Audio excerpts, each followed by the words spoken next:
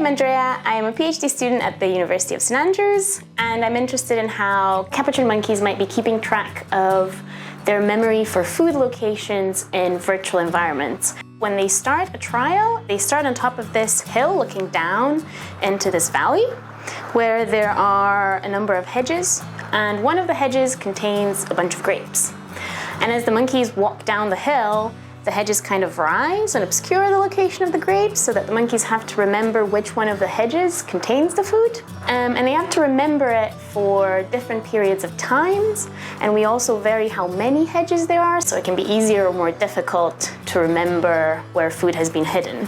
But on the sides of the hedges, they also have some pieces of corn, which they can just choose to take. So they can play it safe and get a piece of corn, which they don't like as much as a grape, but is guaranteed.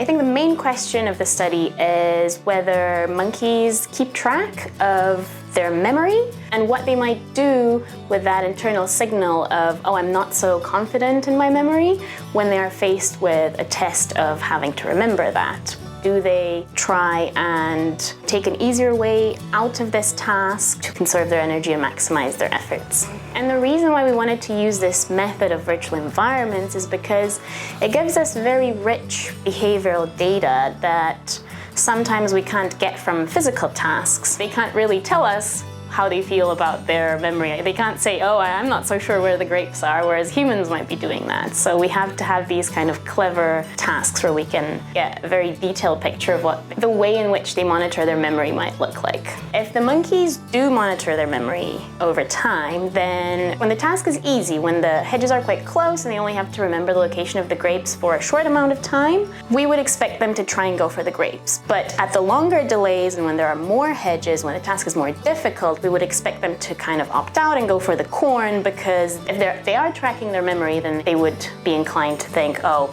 I'm not so sure where the grapes are. I'm just gonna go for the corn because I will definitely get a reward then.